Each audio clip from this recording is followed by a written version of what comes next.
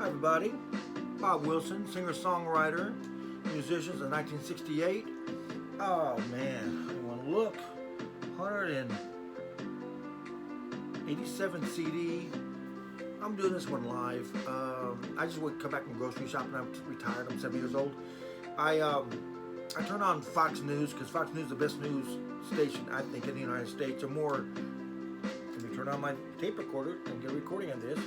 I think Fox News is one of the best news stations in the United States. And I saw this guy singing a song, and I said, man, I don't copy nobody, but let's see. Well, let's put this. I like Toby Keith. It says, Happy Birthday, America. And I said, wow. 'Cause I'm very patriotic. You know, I believe everybody's a right to protest, but when I see people kneeling at the flag, I see people turning their back on the flag. Americans, I said, wow, think of all the people who died for this country. My father, a full-blood American, Cherokee Indian.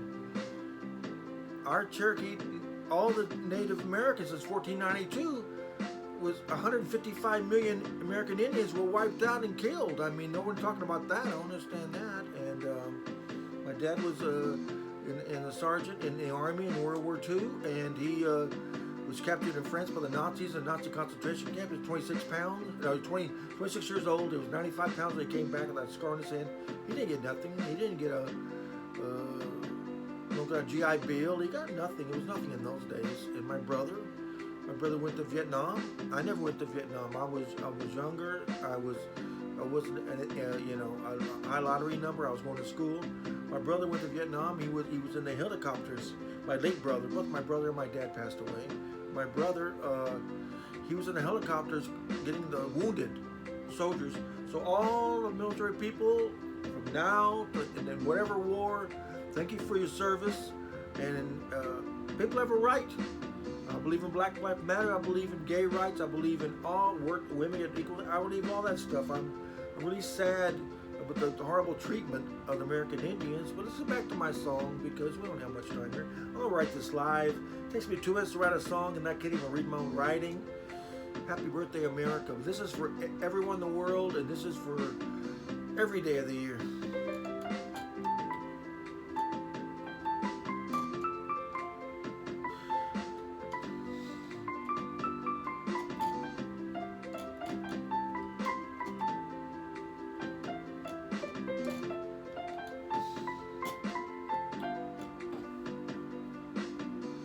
Man, I'm so blessed to live in the United States. I live in San Antonio, Texas, 5 miles from the Alamo.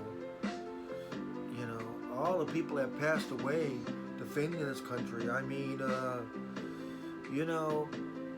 during the 60s, when people were burning the American flags and stuff, I mean, you have a right to protest. You protest, I mean, y'all have a right, if something's not right and y'all protest, but I don't know, when you burn a flag of our country and you turn your back on our country, let me tell y'all, for everyone in the world, think of the world without the United States. Without the United States, Japan took over 1/4 of the world. Without the United States, Nazis might have won World War II. And England and France and all those other countries would have been German Nazis. Without the United States helping humanitarian, millions of people would have died in starvation and stuff. All I'm saying is, happy birthday, America. And this is for every day of the year, not only 4th of July.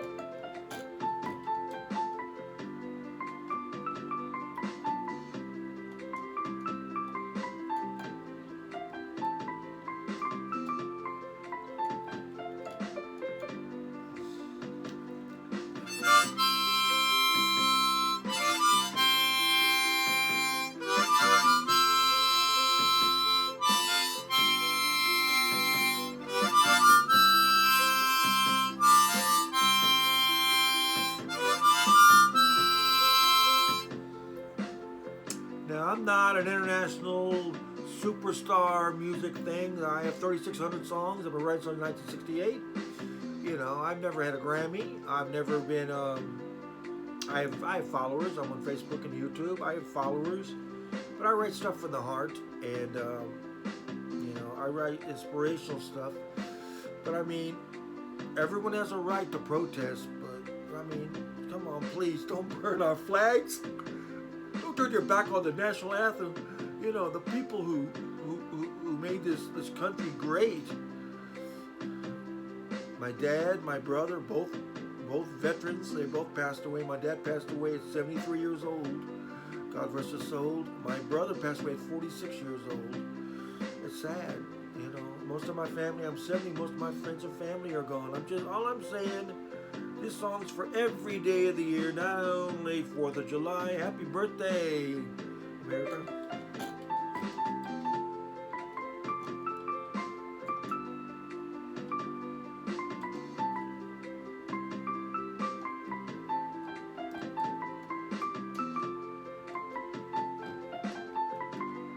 Just I'm real fast. And most people, since I have an American Indian heritage, Cherokee Indians.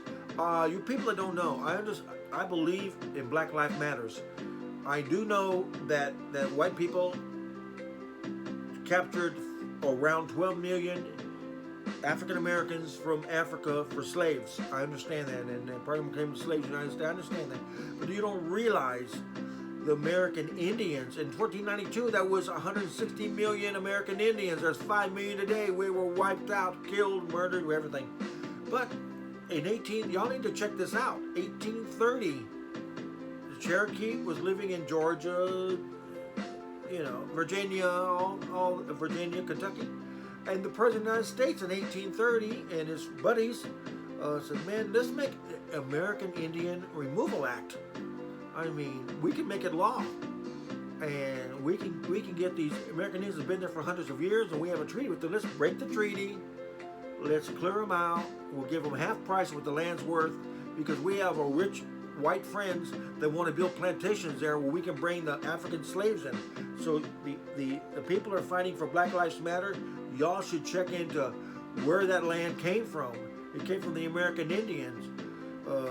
Some, you know, the American government went to the Indians and said, hey, we'll give you half price for your land and want you to move 1,000 miles across the country to land that don't have any gold or anything that's not worth it to us, cheaper land, or we're going to get federal troops against you.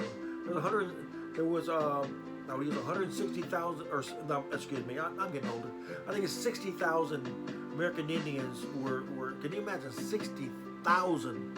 Can you imagine today if 60,000 of any group in the United States, the American government came with the federal troops and forced them out? The Cherokee Indians didn't want to go. We don't want to go. We lived here all our life. We don't want your money. Leave us alone. We have a treaty.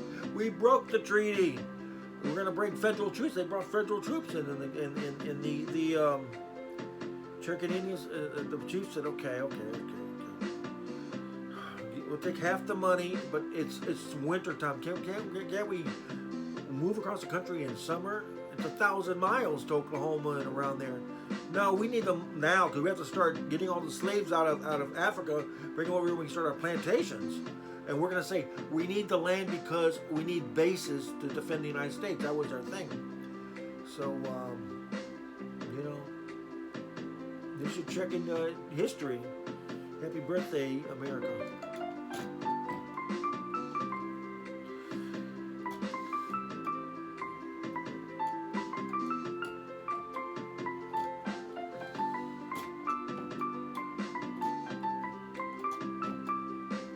All the people, all the veterans, you know, in World War II, World War I, World War II, they didn't go for a GI Bill. They didn't go for all the benefits they got now. I'm not knocking. They need all the benefits now and everything. Yeah, they did because it was the right thing to do. And the Civil War is one of the craziest war in the United States ever. Let's talk about one other thing real fast here. We're talking about America and America's history. Custer's Last Stand was a disgrace. Let's tell this true story for the kids that don't know about it. Okay, I think I have a good memory. Okay, the United States government pushed the Sioux to Little Bighorn and all the area, and we had a treaty with them, but we discovered gold. And it says, man, they went to General Custer, who was a disgraced person in the Civil War, and says, man, we need to get these Indians out of here. We have gold. We have guys who want to come in and start mining gold. We broke the treaty. Just go kill the women and children first. Do it your own way. So he went to kill the women and children. He didn't know there was so many American Indians there who fought back for their home. And of course, Custer was slaughtered because the American Indians fought like anybody would, fight for their land, right? And then the American government says, those crazy Indians fought back when we broke the treaty and tried to kill the women and children. So they massacred the Indians, and Custer's Last Stand was the last stronghold, the last of the Native American Indians. There's around 5 million American Indians in the United States today. Why they don't talk about it, I guess even the news is selective what they want to talk about. It's crazy. Happy birthday, America.